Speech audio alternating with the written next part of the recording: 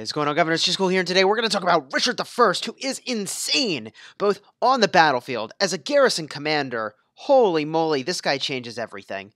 If you like commander guides, you should totally like and subscribe, because we're going to cover these all the time, and new commanders are just around the corner, so we'll cover those as soon as they're available.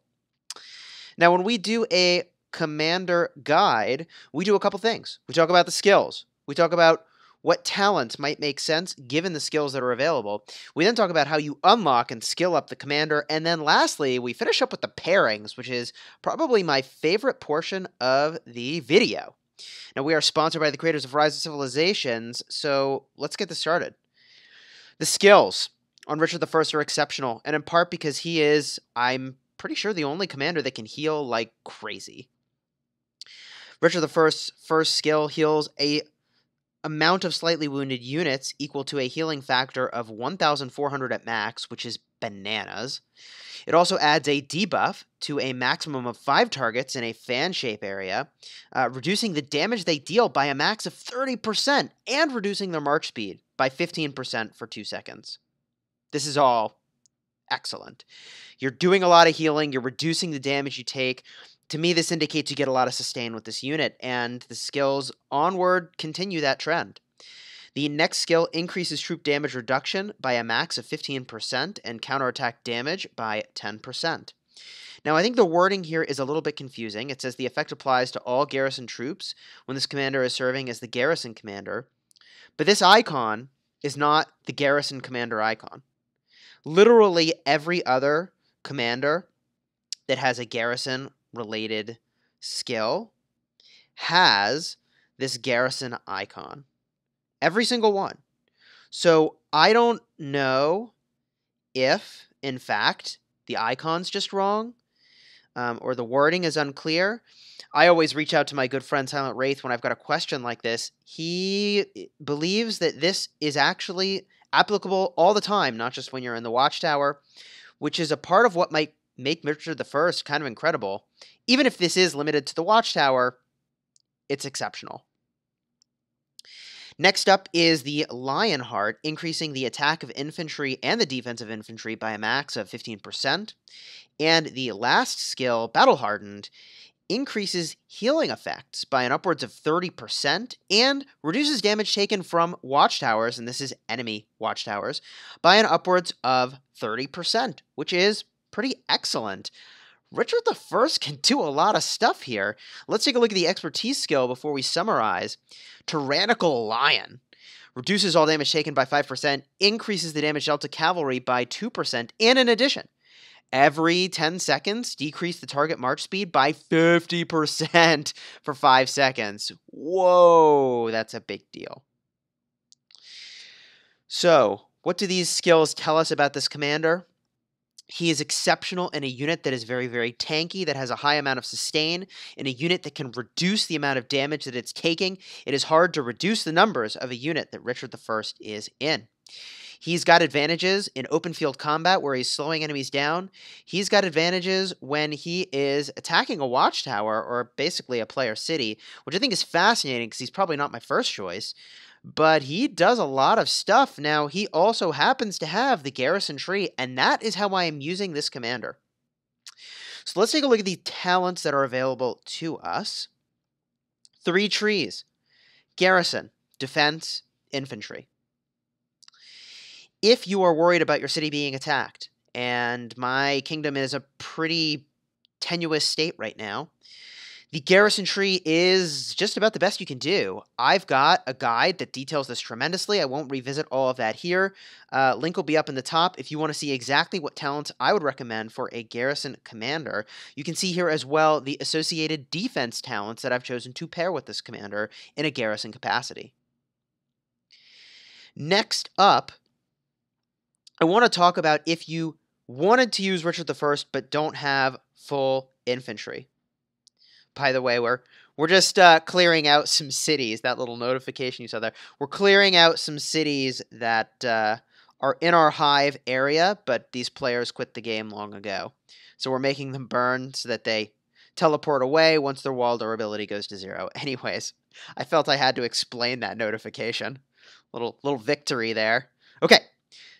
If you have Richard the First, and for some reason you don't have a full infantry unit available, and you want to do open field combat with him, you could go the route of the defense tree. I would say that's probably not the first choice I would make, but you certainly could do it.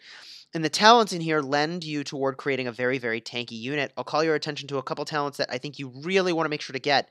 The first is Burning Blood, making it so you get rage every time that the commander is attacked. Huge. The more units that are hitting you, the more rage that you're generating.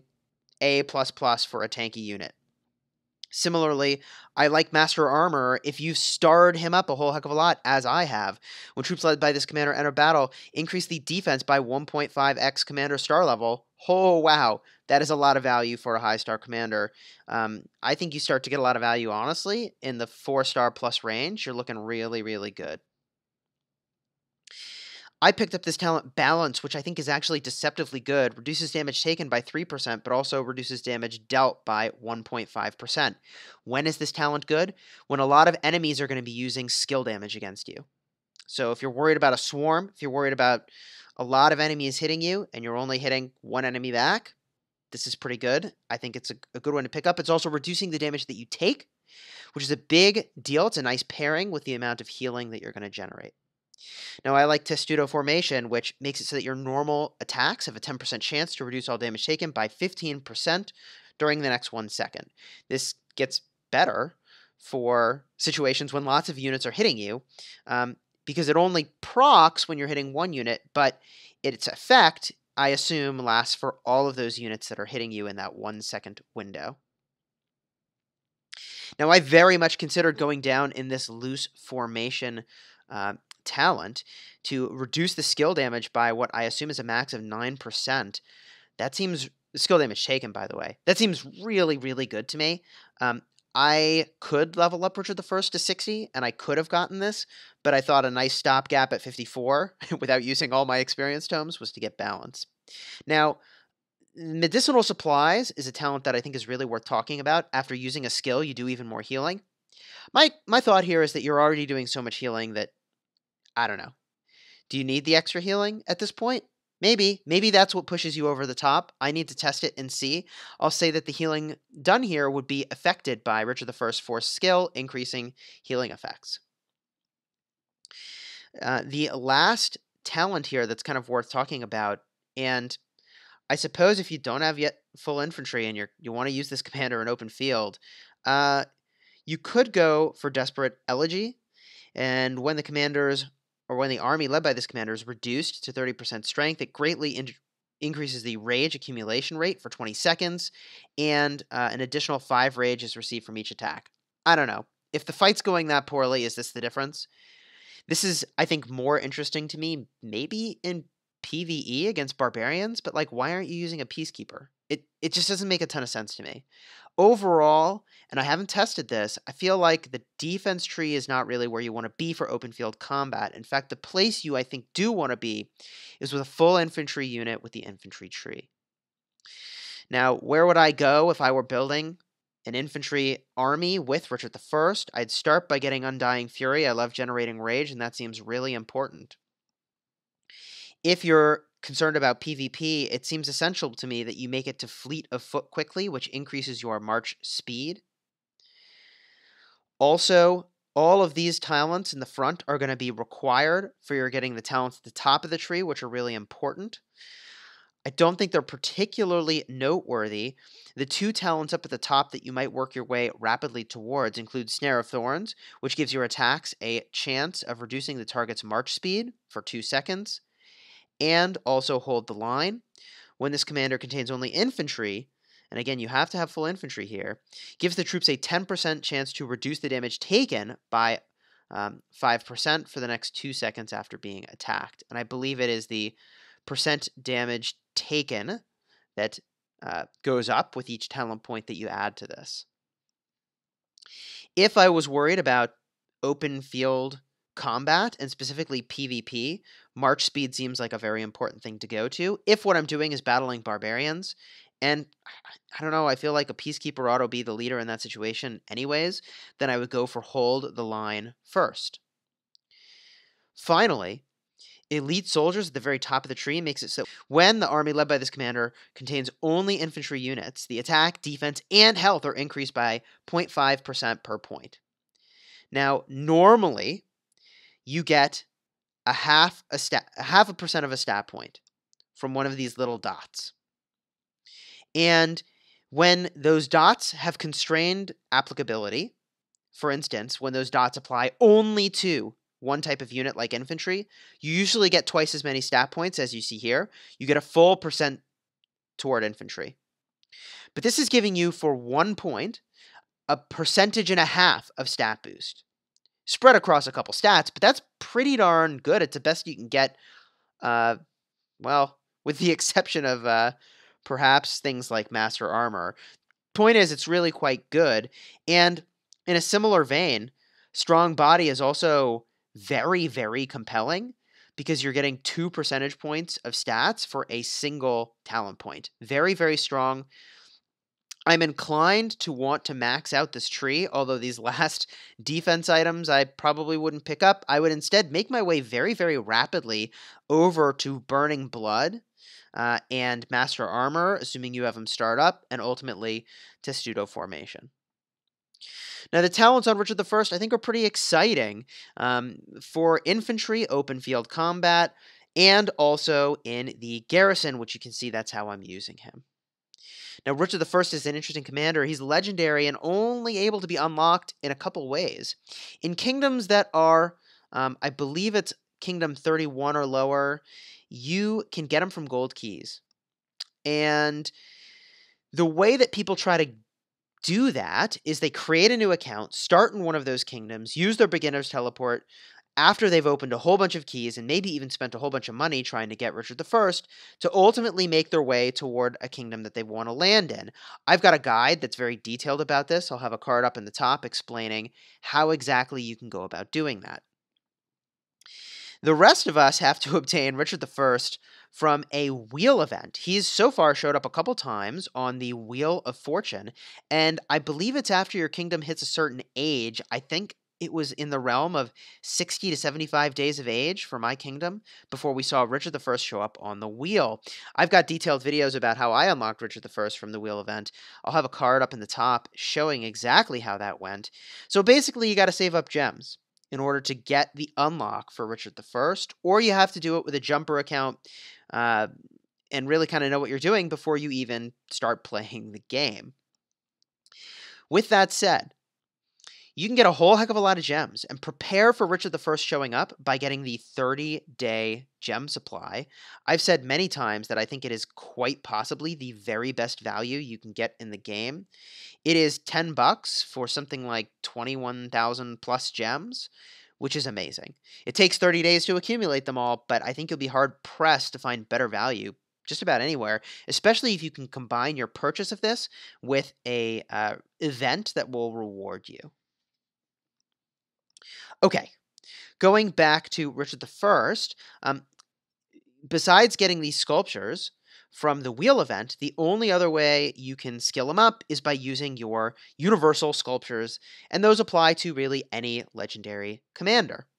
Now, the reason I also like investing in Richard I, and you can see I've skilled him up a couple times already, is that if you were to get his expertise skill, which seems like a long journey to even get there, right?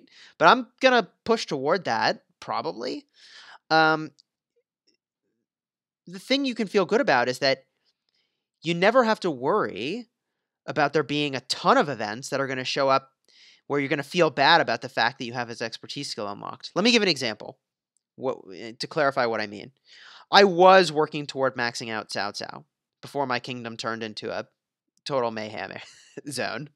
And if I had maxed out Cao Cao, how would I feel if I opened up a gold key and he showed up? What a bummer, right? So you don't have to worry about Richard I showing up in gold keys, at least anytime soon. So I don't know. I feel pretty good about putting my sculptures here. Now let's talk about the order in which you should put your skills on Richard I. I would start by maxing the first skill. Do not star up Richard I until the first skill is maxed. And after you max the first skill, then you can max or unlock all the other skills. And that's what I did. I took him to 5, 1, 1, 1. Now, if I had a perfect world and I had a ton of sculptures saved up and I was playing the game from the beginning expecting that all my sculptures were going to go in Richard I and I was going to have just a ton to dump into him right when I got him, I would max the first skill and then I would max the second skill before advancing further. Now, why do I say that? Why do I say that? I say that because you'll notice at the top end of this skill, the damage taken, or the damage reduction, goes up by from 5% to 7%, from 7% to 9%, and then it starts going up by 3% increments instead of 2% increments. It goes to 12 and then to 15. So you get slightly more bang for your buck, I think, if you were to max this out first. Also, you can see the counterattack damage goes up by 1%, goes up by 1%, then it goes 2%, 2%. So if you had all the sculptures, max the first, max the second, and I mean, in your perfect magical world, max the third. Who's got that many sculptures for that? I don't. The fourth skill is cool. We'll talk about the synergy in just a second, but it's not something I'm trying to max out.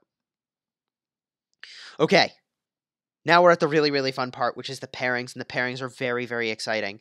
Richard the First really works with a lot of commanders. One commander that you might not have expected is Cao Cao. Run Cao Cao as the primary. You could use a lot of cavalry. Use the peacekeeping talents for barbarians. This combination is amazing, and my good friend Fleisch, and member of my alliance, said that he uses this combination very regularly. It's very powerful. In part, there's a lot of synergy because you're reducing the attack of your enemies even more, and the attack reduction should stack, so you can make a very tanky unit, and the healing benefits from the healing enhancement effect of Richard I. This is very strong. Another interesting pairing, I suppose, for Expedition might be Cleopatra, but I don't know. I can find probably half a dozen other commanders that will be better off. I believe in that so strongly, I'm going to move on. Charles Martel is probably the best pairing in the game for Richard I, and that is because you can make a unit that is so insanely tanky, both in the open field or in the garrison or versus barbarians, that it is just out of this world. The first skill from Charles Martel creates a damage absorption shield, which is totally on plan with creating a tanky unit. I'm told that also the shield that makes it so that it increases damage that your troops are dealing is potentially also increasing the amount of healing that Richard I would do on his follow-up if you use Charles Martel as the primary commander. I haven't seen it work myself, but if that is true, it seems really, really good. Both of them are infantry commanders, and I really love Richard Martel increasing counterattack damage, because that's in part how Richard I is getting a lot of damage done, is through the counterattacks and the normal attacks. I think this pairing is very, very strong. Up next is Julius Caesar, and this pairing is actually kind of interesting. I say that only because Richard I reduces the damage you're taking from a watchtower, and all of his other skills are relevant in open field combat or against a city. So I think Richard I is a fine pairing with Julius Caesar. Probably not the first choice. I would rather have another conquering commander, and certainly the conquering commander should be the leader of the attack against a player's city. A deceptively good pairing, yet again, is with Frederick I. Frederick I also has a healing-related skill, in addition to being a commander that you use to attack cities. I would not pair with El Cid. El Cid's interested in archery. I would pair cautiously with Hannibal Barca. The pairing is probably okay. There is some amount of healing happening here where there's synergy, but Richard I is an infantry commander. You want to have a full infantry unit, and Hannibal Barca is all about having multiple types of units. There it is. Multiple types of units. So that's probably not my first choice. Now, here's where things get kind of spicy. If you've seen my rage tanking video, and I'll have a card up in the top, Lohar primary with Richard the First secondary is amazing. And in a similar vein, Boudica with the skill tree maxed and Richard the First primary is exceptional. Both of those are phenomenal because they are doing healing and benefit from the healing increase offered by Richard the First, and they both offer a lot of rage restoration. Totally on plan. If you're doing garrison defense, I think Kusunoki is a fine pairing. I'm using Kusunoki and Richard the First right now, so my money's where my mouth is on that one. For open field combat, I think CPO and Sieging Cities. I think CPO is kind of an interesting choice.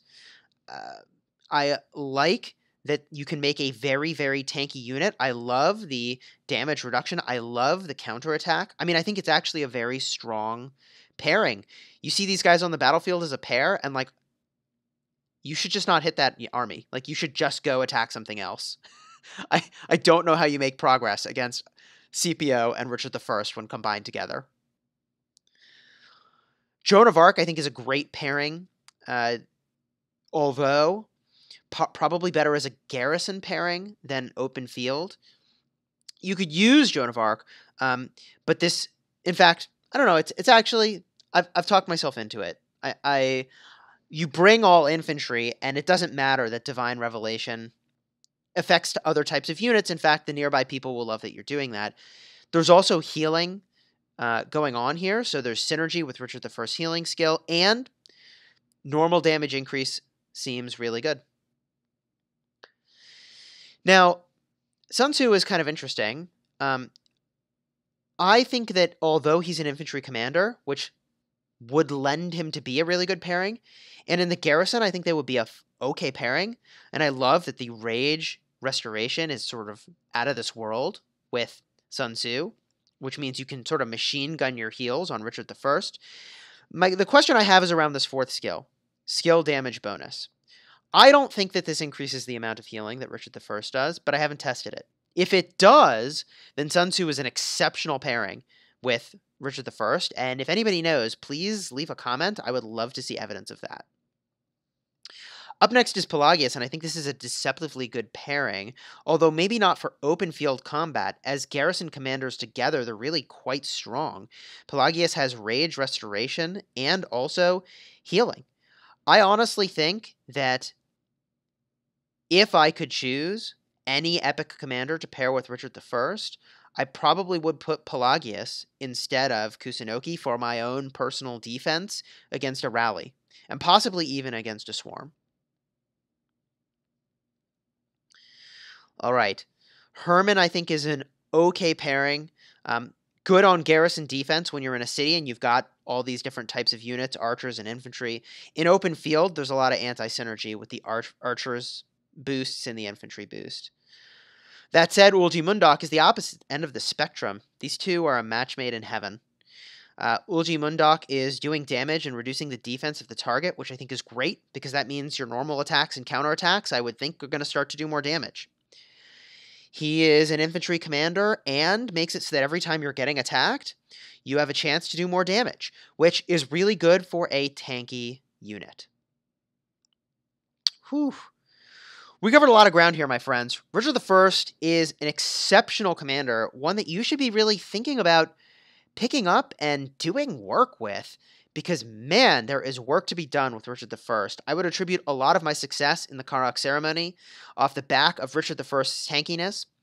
I'm going to hopefully attribute successful garrison defenses to Richard the First's tankiness, and I'll be eager to hear how you're using the Richard the First. What do you think? If you found this video helpful, please do like and subscribe, leave a comment, and until next time, my friends, you have fun smashing the kingdom.